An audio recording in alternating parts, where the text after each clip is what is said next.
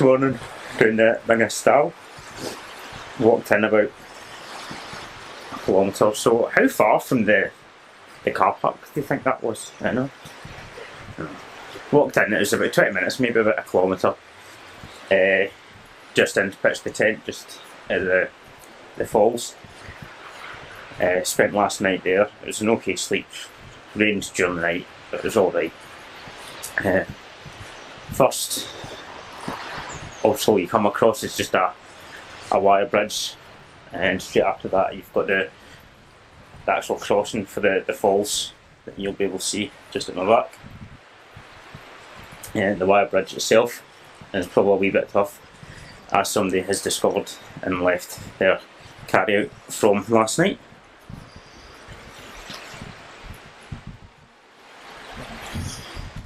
As far as essentials go, I don't think I'll be bothering to carry that. So Chris will go over first, then I'll go over and hopefully Minion, who's a wee dog today. We'll just go over the water just at some of the shallower bits.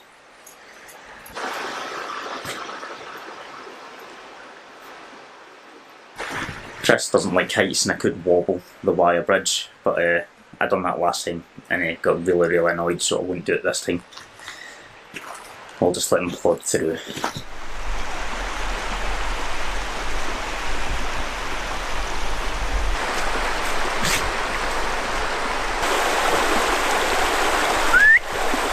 Minion! Minion's been a wee shite bag and not coming over. He's just sitting in the rock and staying. Come on! Rita would have came over, just saying that. She gets guilt tripped. So Chris is going to need to wade in and get his doggy.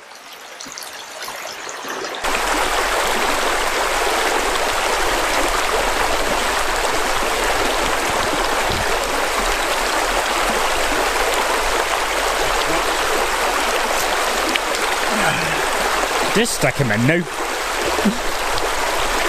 Oh, hold up. Deal with it.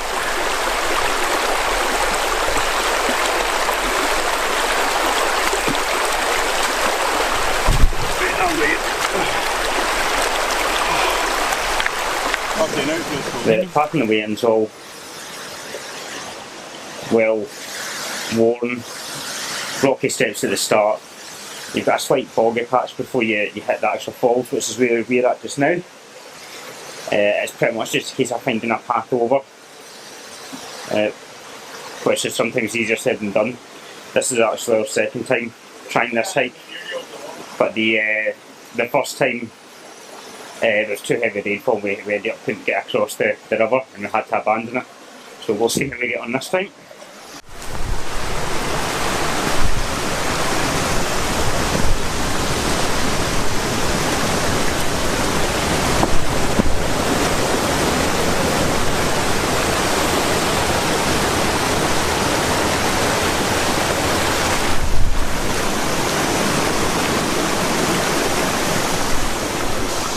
Cross quite easily, fairly sure-footed, but there's plenty of directions to take.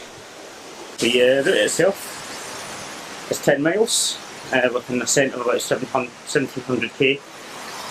Probably take about 8-9 hours, depending on how much messing about we do.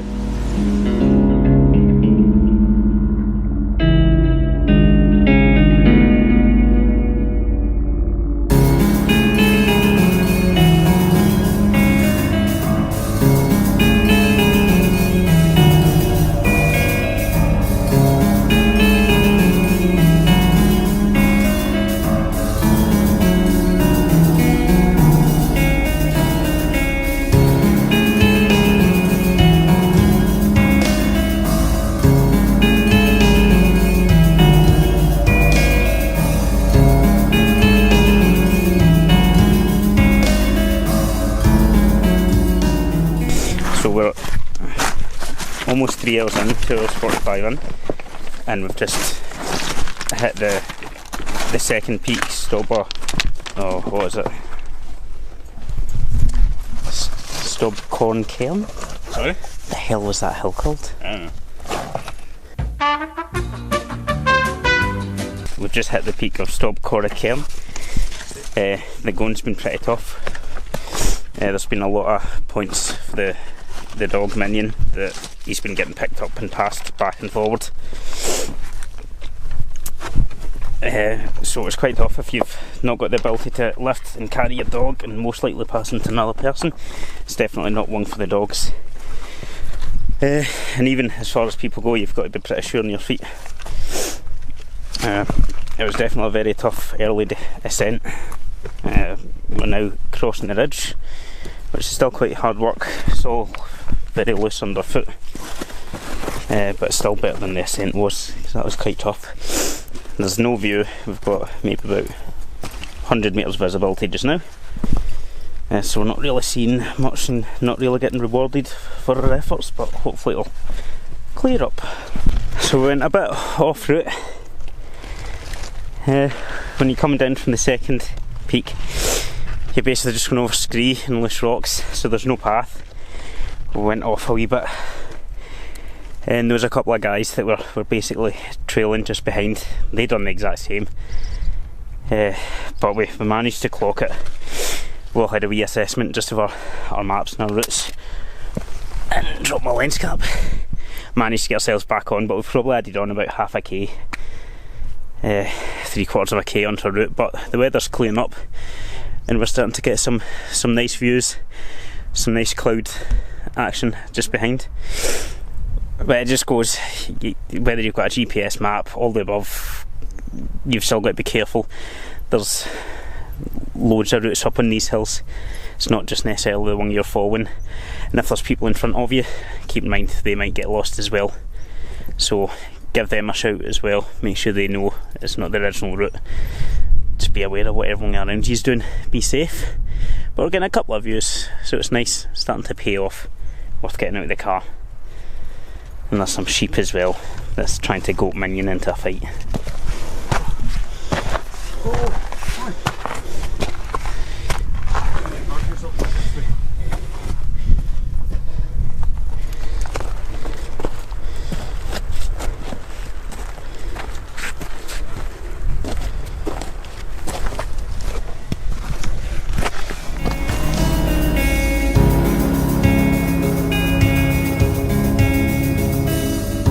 We're on the descent from the second peak, Steall Falls something,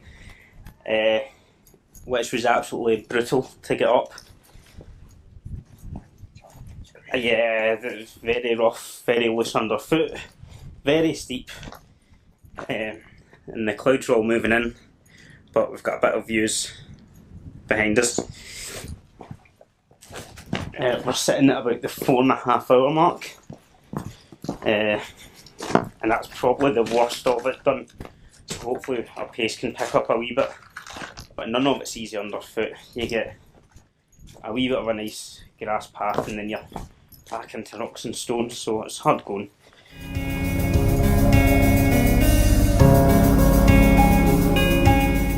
That's the final peak done. We've got a couple of views. You've got Ben Nevis just behind those clouds just there. You can see the group of other people behind us. We had two walking groups that have been coming along at the same pace. Everyone's found it just roughly the same going. We've all kept it together. The final ascent isn't too bad, but due to the fatigue, it really definitely does push on you. Chris definitely faded and hit a wee bit of a wall, but once you get to the top and you get that wee bit of adrenaline, a break, luckily enough, the weather's been quite good as well here. We've got some views that really definitely changes the mood. So we've got about another 2k until we hit the roadside, and then it's another 2 kilometres walking along the road. Just now we're almost 9k in, and it's been about 6 hours, almost 6 hours, so hopefully finished before the 8 hour mark. And then definitely nip into Fort William and get something to eat. But a bit of a different and a tough walk, definitely recommended, definitely.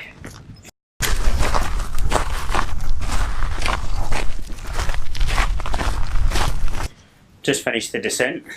which was a lot tougher than I thought it was going to be. What's that taking, like an hour? Probably. Feels like that. It's probably taking about an hour.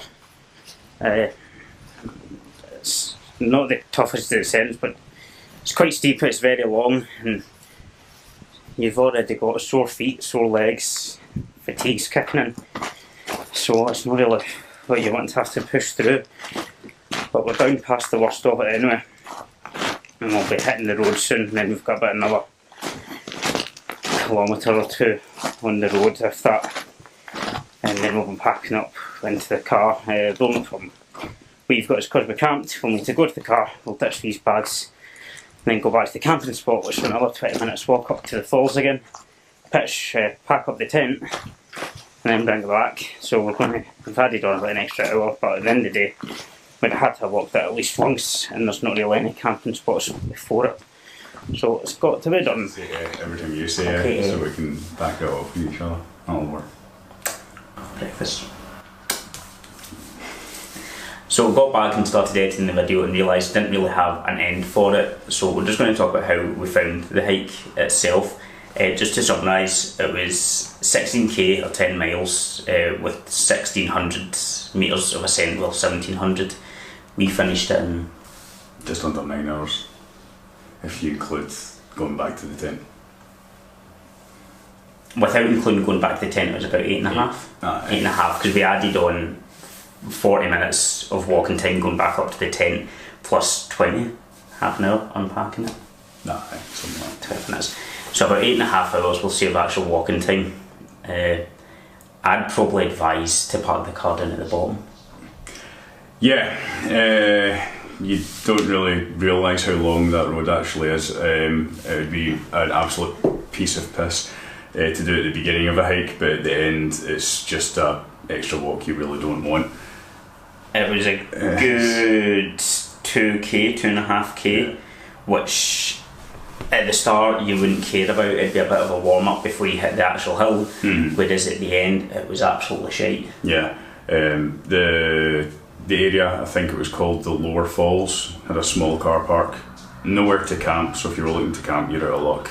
But you could probably put your, if you went actually to what would have been the end part of the walk over that fence, you'd probably been able to camp. That's what I was going to say. You could have set a tent up if you, and then you're pretty much just. You could have done it in reverse. There was quite a few people that were doing it as essentially a straight line rather than a ring. So when they hit the second last peak, which would have been Ambodich, they were ditching the bags and basically just hightailing it to the last one and then coming back, which was a pretty smart idea. And you're also missing out that last descent, which would have been horrible going down. Yeah, if you were doing it backwards. Yes. There's no way I could have done that. To be fair, I'd say the descent that we did was probably worse. In terms of difference in elevation. I think if you had fresh feet it'd have been fine though. Yeah. It was just due to the fact we were so pumped. Yeah. What would you say was the worst part? The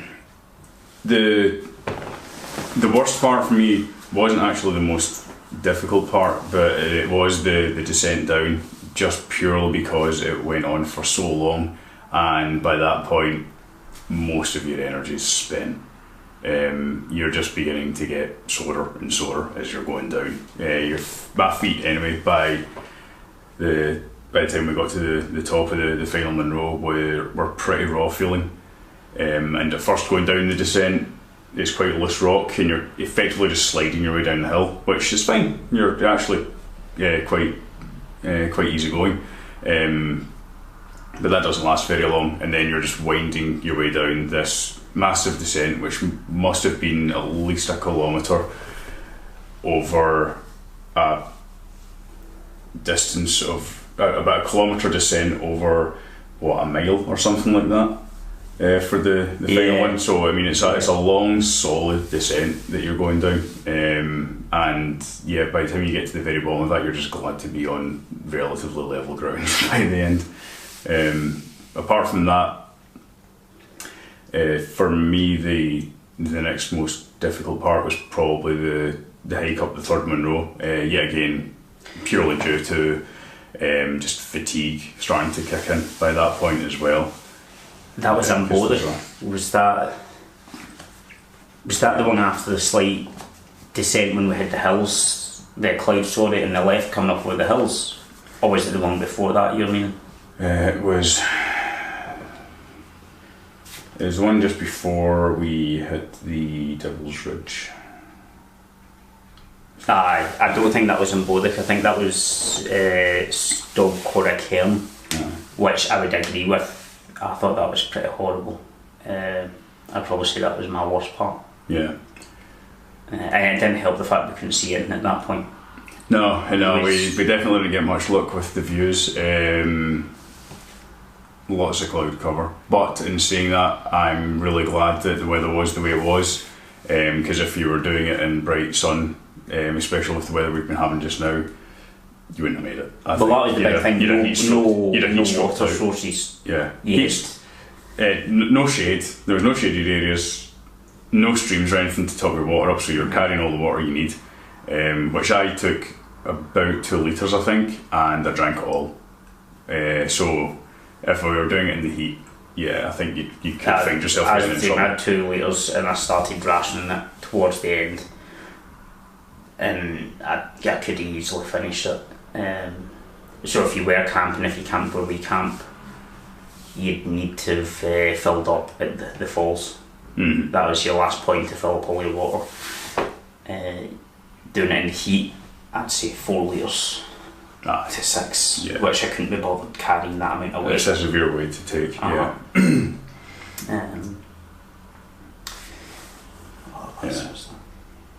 The other thing to note, if you're taking a dog on this, make sure you're able to carry your dog. There were a few sections where my dog really struggled with the terrain, to the extent that we had to pick him up and carry him over some sections. And if you were doing that with a larger dog that was maybe beginning to struggle due to fatigue or anything, I think you'd really start to struggle yourself as well. Not even just that, we were actually passing him, like if you were on your own, I think you could have still had trouble. Yeah, because we were actually passing him over. Yeah. There was no sheep, was there? We didn't come across any sheep. No. There was evidence of sheep, but no actual sheep. Yeah, there probably sheep at some point, but not a huge. I didn't see any wildlife. No. So we didn't have a worry with that with the dogs. No. But yeah, definitely you'd need to be able to carry them. I don't think any dog would have been making it over some of the bits. No, there were some parts, just very large boulders and things, and even if your dog was able to walk over them, you'd still be wanting to be quite careful, because there was lots of really deep holes that they could easily shove a paw in and accidentally fall over and maybe break something, so you would have to keep your dog under quite close control in some parts just to be safe as well.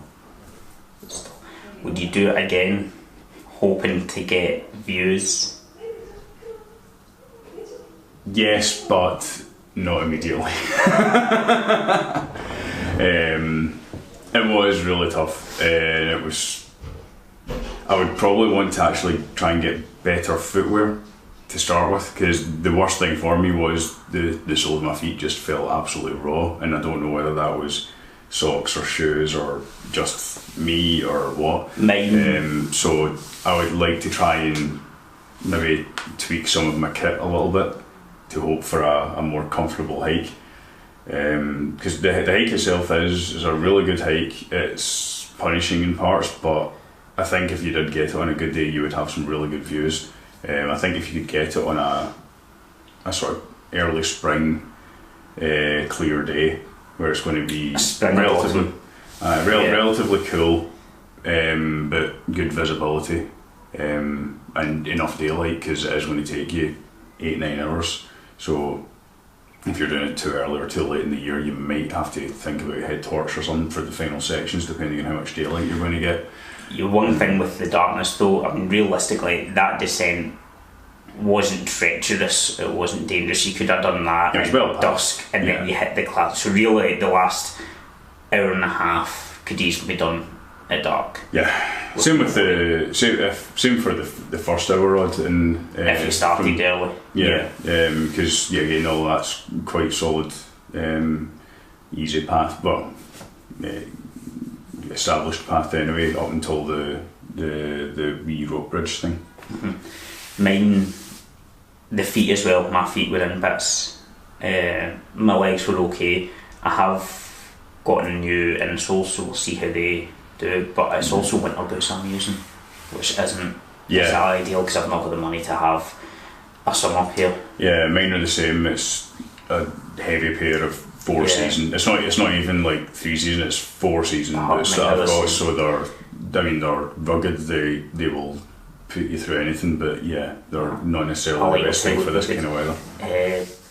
Recommended, I'd say, for advanced people. Your level of fitness definitely has to be high. Yes, I do think if you were just a casual walker who's never really done anything more than a couple of hours, and that's kind of the most exercise you generally do, you could get yourself into trouble in this. I think somebody who was ill prepared and overconfident could get to a point where they were getting to the top of one of those summits and just not having the energy to get back off of it. Also navigation, because we got lost at one point.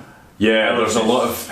We just followed those guys though. I mean, we don't. Our own stupid. Yeah, we don't necessarily know how much of a danger that would necessarily have been, because there are a lot of trails that clearly go across different walks, and where they end up leading, we don't know.